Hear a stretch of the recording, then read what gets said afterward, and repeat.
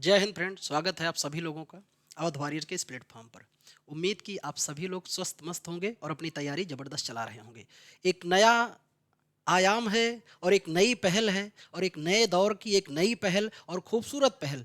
YouTube जगत में एक नई शुरुआत कह सकते हैं और क्रांति की शुरुआत है, खास तौर पे उन छात्रों के लिए जो किसी न किसी कारणवश तैयारी से अभी तक वंचित थे। उनके लिए इस प्लेटफॉर्म पर एक नई पहल लाई गई है और वो खास तौर पे अगर उनका अब मंशा है कि हमें वर्दी तक पहुंचना है, तो उनके लिए इस प्लेटफॉर्म पर यूपीपी और यूपीएसआई की बिल्कुल और बिल्कुल फ्री, है ना, एक भी शुल्क नहीं लगेगा, फ्री सीरीज चलाई जा रही है। और इस सीरीज में आपको क्लास भी बाकायदे मिलेगी थ्योरी की, बहुत अच्छे से व्याख्या के साथ हमारे सभी एक्सपर्ट के द्वारा जो अपने अपने विषय में बड़े महारथी हैं। और साथ में आपको क्या मिलेगी, टेस्ट सीरीज भी मिलेगी और PYQ previous year question paper की श्रृंखला मिलेगी। अब इससे ज़्यादा आपको क्या चाहिए, इतने में आप अपने सफ़र को तय कर लेंगे। और इस इतिहास में खास तौर पे इसमें प्राचीन इतिहास में प्रीवियस ईयर क्वेश्चन की श्रृंखला में आपका मैं स्वागत करता हूं। और इसके पहले आपने क्लास देखा होगा, समझा होगा, जिसमें प्रश्न उत्तर और थोड़ी सी इतनी व्याख्या, थोड़ा सा उसमें मसाला मिलाने का कार्य जो आपके एग्जाम के लिए बेहद खास होने वाला है। तो बिल्कुल जुड़ जाइए, सब्सक्राइब कर लीजिए, अपने दोस्तों को बता दीजिए, रिश्तेदारों को बता दीजिए, जो भी ऐसे बच्चे हैं जो तैयारी से वंचित हैं किसी कारणवश, उनको बता दीजिए। और मैं बोलता हूं कि पहले क्लास को देखिए, समझिए, समझ में आए तो सब्सक्राइब कीजिए, नहीं तो फिर आपकी इच्छा। और उम्मीद मैं करता हूं कि अगर आप पढ़ने वाले मेधावी छात्र हैं तो मैं आपकी परिपाटियों पर बिल्कुल हमारी टीम खरा उतरेगी और आप चैनल को सब्सक्राइब करेंगे, शेयर भी करेंगे, स्टेटस भी लगाएंगे। आइए शुरू करते हैं इस श्रृंखला को। इसके पहले के सवाल आपने देखा होगा। प्रश्न नंबर नेक्स्ट जिस पे हम लोग चर्चा कर रहे थे इसी सवाल पर, और ये प्रश्न है, प्रश्न आपके सामने है कि बुद्ध के जीवन की घटनाओं और उनसे संबंध स्थलों को सुमेलित करो। देखो प्रश्न बड़ा है तो स्वाभाविक है उत्तर जो होगा वो बहुत आसान होगा। जितने बड़े प्रश्न दिखें इनसे घबराओ नहीं प्यारे साथी, क्योंकि इनके उत्तर जो होते हैं वो बेहद आसान होते हैं और इनको मिलान करना है। बुद्ध का जन्म स्थान कहाँ है? लुम्बिनी, जो कपिल वस्तु के नेपाल के तराई में पड़ता है। ज्ञान प्राप्ति कहाँ हुई? बोध गया में, और यही स्थान है। ठीक है, जब सिद्धार्थ क्या बन गए? बुद्ध बन गए, तथागत बन गए, शाक्य मुनि, है ना। पिछले क्लास में मैंने व्याख्या भी की थी। प्रथम उपदेश इनको कहाँ इन्होंने दिया? सारनाथ में। मैंने आपको बताया था किस भाषा में दिया था, तो आप सभी जानते हैं पाली भाषा में। किसे दिया था? 5 ब्राह्मणों को दिया था। और इसी सारनाथ को क्या बोलते हैं? ऋषिपत्तन भी कहा जाता है। निर्वाण की प्राप्ति कहाँ हुई? कुशीनगर में। मैंने आपको बताया कि कुशीनगर में जो स्तूप बना हुआ है ना, इनके अवशेषों पर उसे हम लोग क्या कहते हैं? राना भर स्तूप कहते हैं। राना भर स्तूप कहा जाता है। और ध्यान एक रखना है, मैंने आपको ही बताया था कि बुद्ध की मृत्यु हुई जिसे बौद्ध ग्रंथ में महापरिनिर्वाण कहते हैं। ठीक है, इस घटना को महापरिनिर्वाण कहते हैं प्यारे साथी। और इनकी जब मृत्यु हुई तो इनका अंतिम संस्कार किसने किया? मल्ल महाजनपद के लोगों ने। किसे? मल्ल महाजनपद के लोगों ने इनका अंतिम संस्कार भी किया था। नेक्स्ट सवाल पे चलते हैं। अगला प्रश्न, आप भी उत्तर इसका बिल्कुल कमेंट कर सकते हैं। प्रश्न बहुत ही आसान है और कई बार आयोग ने इसको पूछा है और आयोग का ही पूछा गया सवाल है। बहुत प्यारा सुंदर सवाल है कि सत्यमेव जयते शब्द कहाँ से लिया गया है?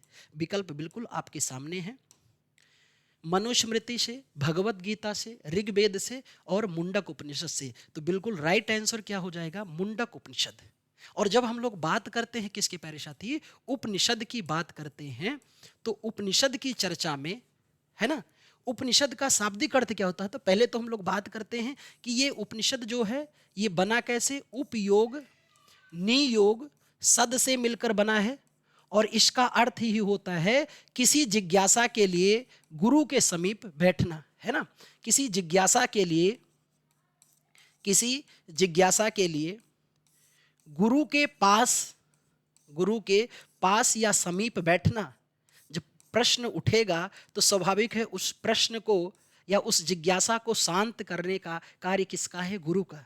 आज मैं भी आपके सामने हूं तो अपने गुरु कृपा से, आप भी आगे बढ़ोगे तो गुरु कृपा से। बिना गुरु कृपा से कल्याण संभव नहीं है। समूचा संसार ही गुरु कृपा पे ही निर्भर है। ठीक, तो और बात अब करते हैं प्यारे साथी अगले सवाल की तरफ। हम लोग जब रुख करते हैं तो यहीं पर हम लोग जानते हैं, चलो भैया बता दो अपने कितने उपनिषद हैं? 108। और ये कहाँ हमें मिलता है जानकारी? मुक्तिका उपनिषद में।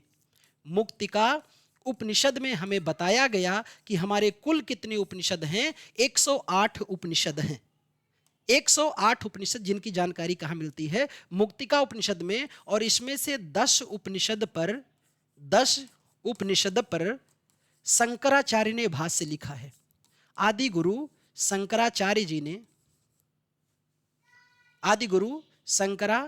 ने क्या लिखा है? भाष्य लिखा है। भाष्य बोले तो टिप्पणी की है किस पर?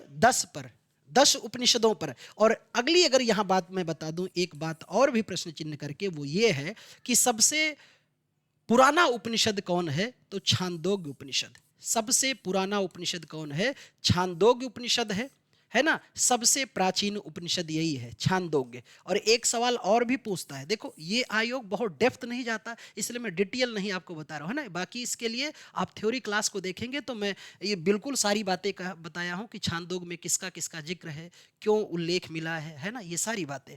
सबसे बड़ा उपनिषद कौन सा है? बृहदारण्यक। बृहदारण्यक जो है प्यारे साथी, ये सबसे बड़ा उपनिषद है। सबसे बड़ा उपनिषद आपका है, तो सबसे बड़ा उपनिषद हो गया कौन सा? बृहदारण्यक। और फिर हम लोगों ने बात किया कि सबसे पुराना कौन सा हो गया? छांदोग्य उपनिषद। और फिर बात किया कि मुंडक उपनिषद में क्या मिलता है हमको? सत्यमेव जयते महावाक्य मिलता है, जो हमारे राष्ट्रीय चिन्ह के नीचे अंकित है। क्या? सत्यमेव जयते। और फिर बात करें कि सबसे छोटा उपनिषद कौन है, तो वो है मुंडको उपनिषद। मुंडको उपनिषद।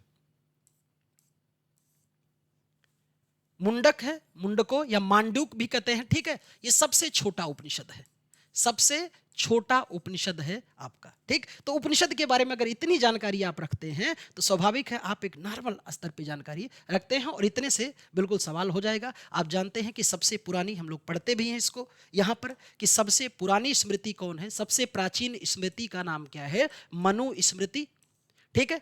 और सबसे प्राचीन वेद कौन है? तो सबसे प्राचीन वेद आपका क्या है? तो सबसे प्राचीन वेद है आपका, सबसे प्राचीन वेद है ऋग्वेद, है ना। इस पर भी हम लोगों ने पिछले क्लास में चर्चा की थी। अगले सवाल पर बढ़ते हैं। नेक्स्ट प्रश्न आपके सामने है, देखो, है ना, इस पर भी हम लोग चर्चा ही कर चुके हैं, तो इस पर डिटेल क्या करना है ना, इसके पहले तो आपने बिल्कुल इसका डिटेल देखा ही है। सबसे पुराना हिंदू महाकाव्य कौन है? और मैं देखता हूं कि कौन से हमारे छात्र जल्दी जल्दी से कमेंट करते हैं। महाभाष्य, रामायण, अष्टाध्यायी और महाभारत। तो जानते हैं ना कि सबसे हमारा पुराना जो महाकाव्य है वो है रामायण, है ना। और जिसके रचनाकार कौन है? वाल्मीकि जी, जिन्हें आदि कवि भी कहा जाता है। क्या कहते हैं? आदि कवि कहते हैं। और इनको आदि कवि कहने की वजह से इस रामायण को हम लोग क्या कहते हैं? आदि काव्य भी कहते हैं। ये तो सबसे प्राचीन हो गया। सबसे बड़ा महाकाव्य हमारा कौन है? महाभारत, जिसके रचनाकार कौन है? वेद व्यास जी, वेद व्यास जी हैं। और अष्टाध्यायी किसकी रचना है? व्याकरण की बहुत ही प्राचीन रचना है, किसकी? पाणिनि की।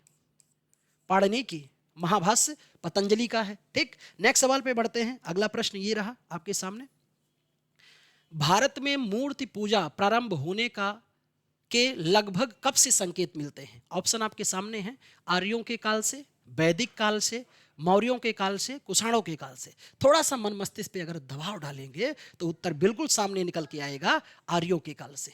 आर्य के बारे में हम लोग पूरी बातें बिल्कुल पढ़ चुके हैं पिछले सेशन में, तो यहां पर टाइम हम लोग जाया नहीं करेंगे।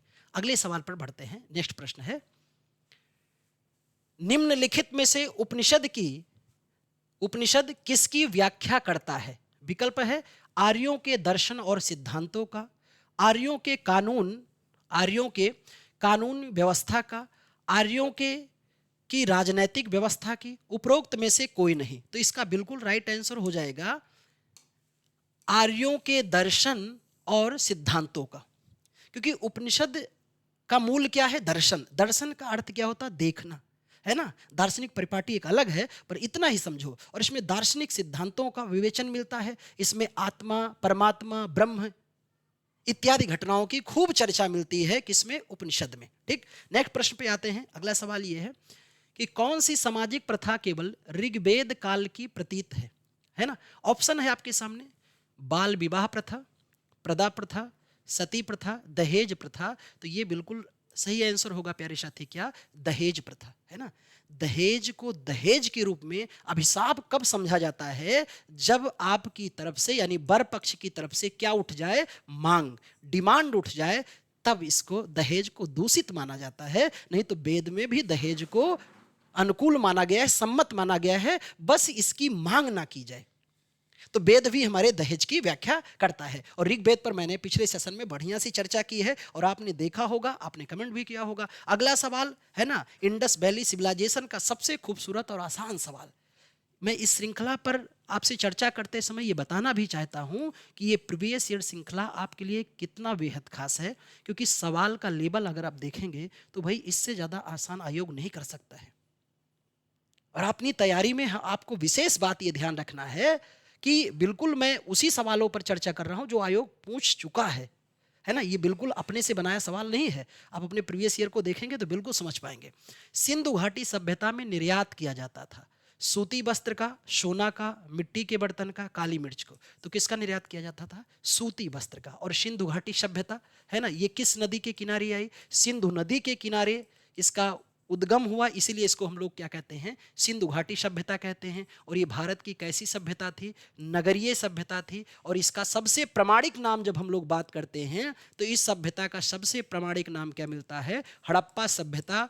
और ये बातें आपको पता चलेगा थ्योरी क्लास में कि सिंधु घाटी सभ्यता को हड़प्पा सभ्यता क्यों कहते हैं। अगले सवाल पे बढ़ते हैं। नेक्स्ट प्रश्न है आपके सामने, सर्वप्रथम चांदी के सिक्के चलाए थे? ऑप्शन है समुद्रगुप्त ने, चंद्रगुप्त द्वितीय विक्रमादित्य ने, स्कंदगुप्त ने, कुमारगुप्त ने, है ना? तो गुप्त वंश के शासकों पर हम लोगों ने एक अच्छी व्याख्या रखी है, बहुत अच्छी व्याख्या, पिछला सेशन आपने देखा ही होगा। तो बिल्कुल राइट आंसर हो जाएगा चंद्रगुप्त द्वितीय। और चंद्रगुप्त द्वितीय ने ऐसा काम कब किया था? तो प्यारे साथी ये काम इन्होंने किया कब? जब शकों को पराजित किया। शकों को क्या किया? शकों को पराजित करके और उनके विजय के उपलक्ष्य में चांदी का सिक्का चलाया था। किसने? चंद्रगुप्त द्वितीय विक्रमादित्य। और यही प्राचीन इतिहास के एकमात्र महाशय शासक थे जिनके उज्जैन दरबार में इनके 9 बड़े मंत्री रहते थे, जिन्हें क्या कहा जाता था? नवरत्न कहा जाता था। वैसे नवरत्न पूरे इतिहास में केवल 2 शासकों के दरबार में रहे। एक तो रहे जलालुद्दीन मोहम्मद अकबर और दूसरे थे चंद्रगुप्त द्वितीय विक्रमादित्य, है ना? नेक्स्ट सवाल पे बढ़ते हैं प्यारे साथी। अगला प्रश्न है, गुप्त काल में बौद्ध धर्म की चित्रकला का सबसे अच्छा नमूना कहाँ से मिलता है? अजंता चित्रकारी से, सांची स्तूप से, एलोरा चित्रकारी से, उपरोक्त सभी। तो सबसे बेहतर अगर आप कहोगे तो अजंता चित्रकारी से, या अजंता की गुफा कह सकते हैं, चित्रकारी भी कह सकते हैं। और ये आपका कहाँ पड़ता है? महाराष्ट्र के औरंगाबाद जिले में। महाराष्ट्र के औरंगाबाद जिले में जहाँ से गुफा नंबर 16, 17 और कुछ अंश 19 के ये जो है गुफा संख्या, ये किस काल से संबंधित है? गुप्त काल से। और प्यारे साथी ध्यान रखना है, अजंता की इस गुफा चित्रकारी में सबसे ज़्यादा किस धर्म का प्रभाव हमें देखने को मिलता है? तो बौद्ध धर्म का प्रभाव सबसे ज़्यादा प्रस्फुटित होता है। किस पर? अजंता की चित्रकारी या अजंता की गुफाओं पर। अगले प्रश्न की तरफ बढ़ते हैं। पूर्व वैदिक काल में समाज के विभाजन का आधार क्या था? है ना? अब ये कैसे समझोगे? ये क्या हो गया? पूर्व वैदिक क्या है? तो समझना इस बात को। पूर्व वैदिक काल से पहले अगर आप इस बात को जानते हैं, किसको? वैदिक काल को।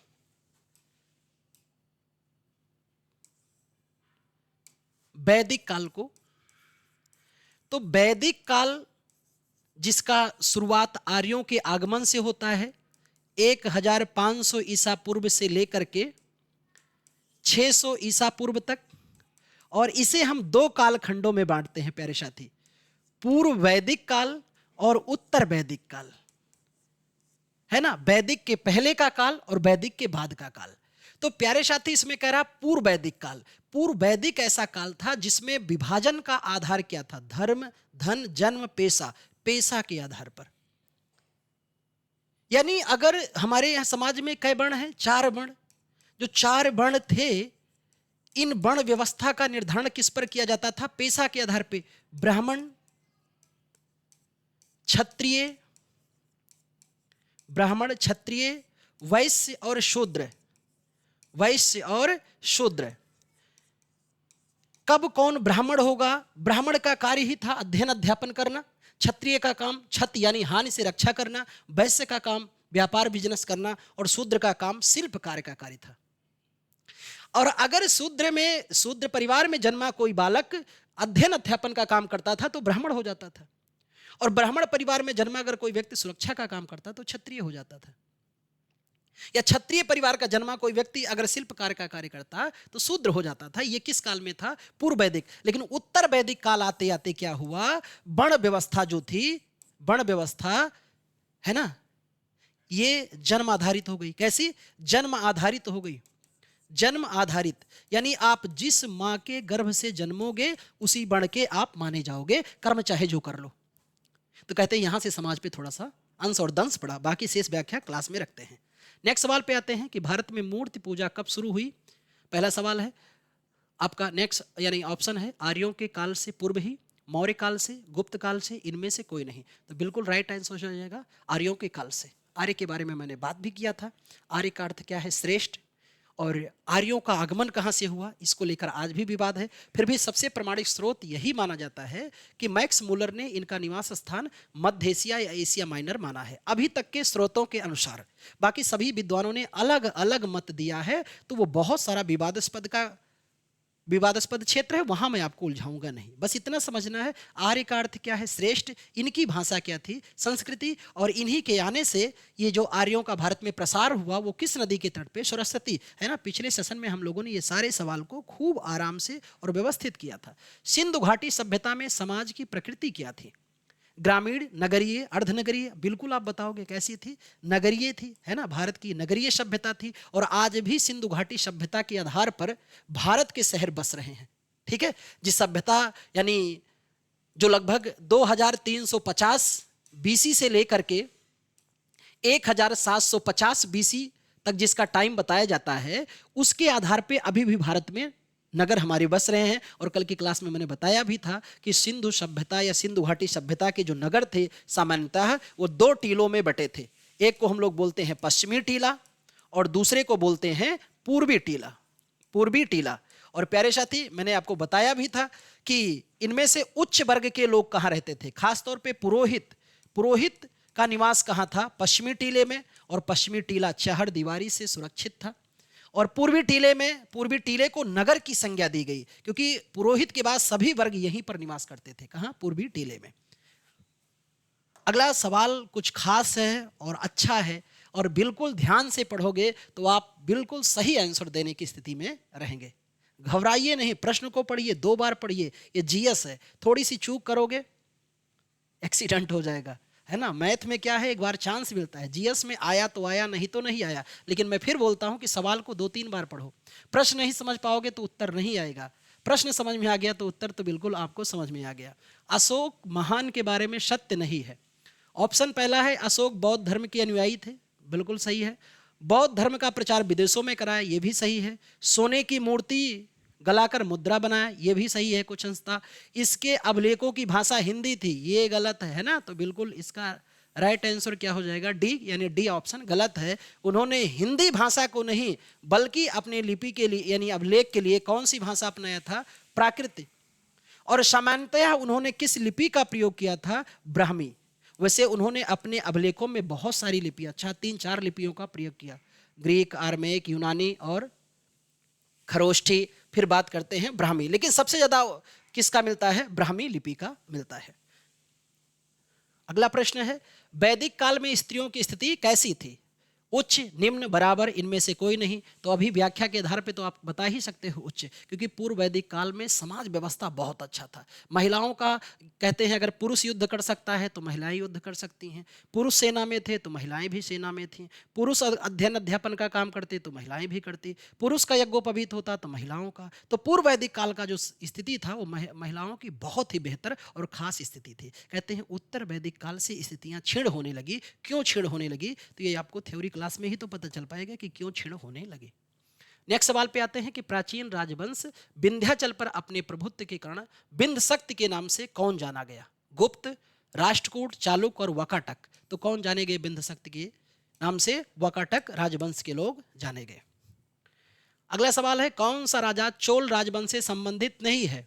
विजयालय, परातांग प्रथम, अनंत वर्मन और आदित्य प्रथम। तो था अनंत वर्मन। ये गंग वंश का बड़ा प्रतापी शासक था। किस वंश का? गंग वंश का बड़ा प्रतापी शासक था। बाकी सभी थे चोल वंश के शासक थे। दक्षिण भारत के राजवंशों में चोल की कहानियां भी हम लोग देखेंगे।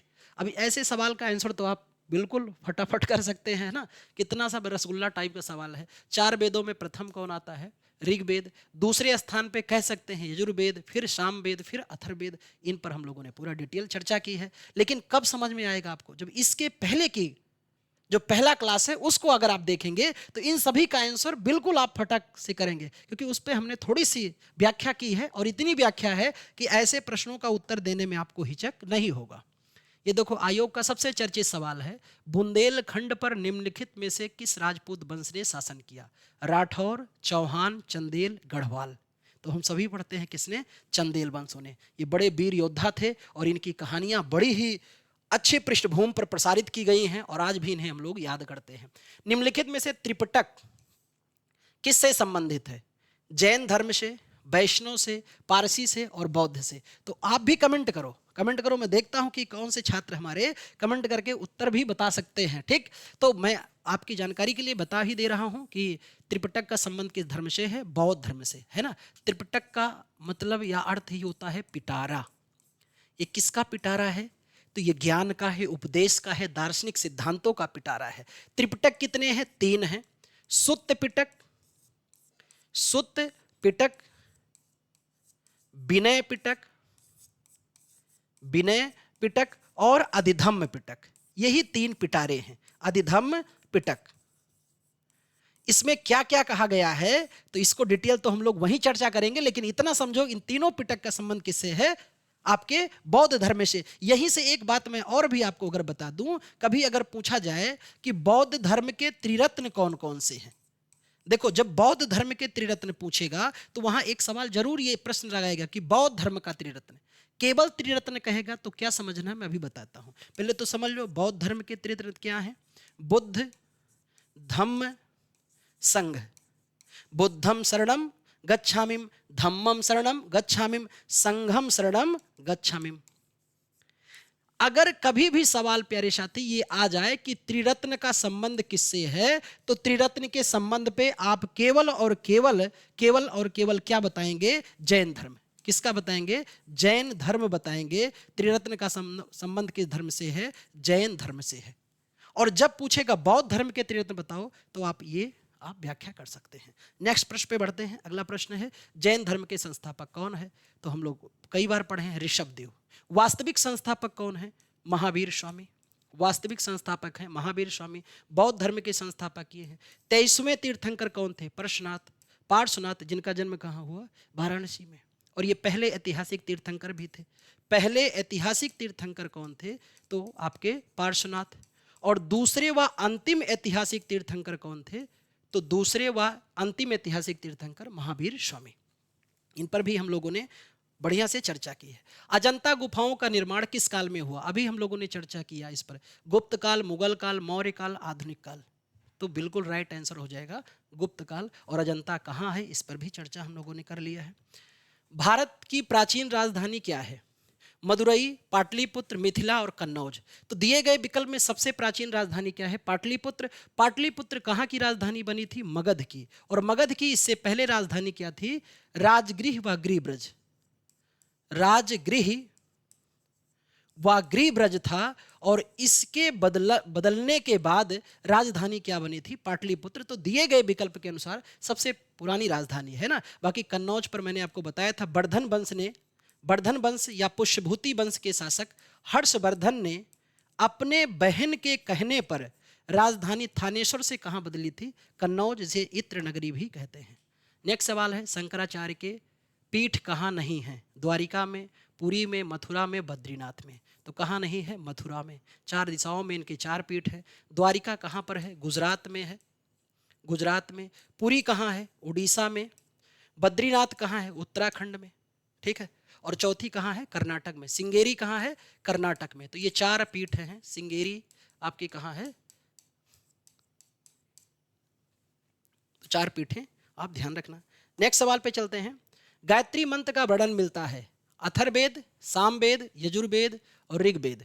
तो बिल्कुल सही आंसर क्या हो जाएगा? ऋग्वेद में मिलता है। और ऋग्वेद में कुल 10 मंडल हैं। कितने मंडल? 10 मंडल हैं। और 10 मंडल में प्यारे साथी जो तीसरा मंडल है, तीसरा मंडल, उसी में हमें मिलता है गायत्री मंत्र। गायत्री मंत्र जिसे ब्रह्म मंत्र कहते हैं, और इसके रचयिता माने जाते हैं कौन? विश्वामित्र जी। विश्वामित्र इसके रचयिता माने जाते हैं। तो इतनी बातें आपको यहां पर ध्यान रखना है। अगले प्रश्न की तरफ बढ़ते हैं। और नेक्स्ट सवाल है, प्रसिद्ध ग्रंथ रामायण के रचयिता कौन है ना? उम्मीद है आप बढ़िया से आंसर देंगे। वेदव्यास, तुलसीदास, वाल्मीकि, इनमें से कोई नहीं। तो हमने पढ़ा वाल्मीकि, जिन्हें हम क्या कहते हैं? आदि कवि भी कहा जाता है, और इन्हीं की वजह से रामायण को आदि काव्य कहते हैं। कौटिल्य का अर्थशास्त्र मौर्य प्रणाली के किस क्षेत्र का वर्णन करता है? अर्थशास्त्र, प्रशासन, विदेश नीति और वाणिज्य का। तो किसका ज्यादा वर्णन करता है? प्रशासन का ज्यादा जिक्र मिलता है। मौर्य किसमें? अर्थशास्त्र में। अर्थशास्त्र का मूल विषय ही है राजनीति और लोक प्रशासन, जिसमें मैंने कल बताया था आपको कि इसमें 15 भाग, 180 उपभाग, 6000 से अधिक श्लोक हैं। चंपू शैली में लिखा गया है। इसका नवीनीकरण किया है आर शाम शास्त्री ने मैसूर संग्रहालय से एकत्रित करके। तो अगले सवाल पर आते हैं, और ये सेकंड लास्ट सवाल है। यहाँ पर एंशियंट हिस्ट्री के जितने भी प्रीवियस ईयर के सवाल थे, यूपीपी और ईएसआई के, वो सवाल हम लोग यहाँ पूर्ण करते हैं। निम्नलिखित में से भारत का नेपोलियन किसे कहा जाता है? पहली क्लास में ही इस पर हम लोगों ने डिटेल व्याख्या कर ली है। चंद्रगुप्त मौर्य, समुद्रगुप्त, अशोक और हर्षवर्धन। तो बिल्कुल राइट हो जाएगा, कौन? समुद्रगुप्त को कहते हैं। और इस सेशन का यहाँ पर आकर ये सेशन होता है आपका पूरा, ठीक। तो चैनल को लाइक कर दीजिए, शेयर कर दीजिए, सब्सक्राइब कर लीजिए। यहां पर हम लोगों ने एंशियंट हिस्ट्री के, है ना, यानी प्राचीन इतिहास में जितने सवाल पूछे गए थे, यूपीपी एसआई दोनों को एक साथ रख करके हम लोगों ने देखा, यूपीपी के भी और यूपी एसआई के सवाल कितने आसान हैं और कितने खास हैं, आपने देखा होगा। इसके आगे की श्रृंखला जो हमारी होगी मिडिवल हिस्ट्री की और मॉडर्न की। तो प्रीवियस ईयर की श्रृंखला भी आपको निःशुल्क ही रहेगी, थ्योरी क्लास भी निःशुल्क रहेगी, और आपके एग्जाम से पहले खूब धूम धड़ाका हम प्रैक्टिस सेशन भी लेकर आएंगे, जिसमें आप कमाल धमाल करने वाले हो।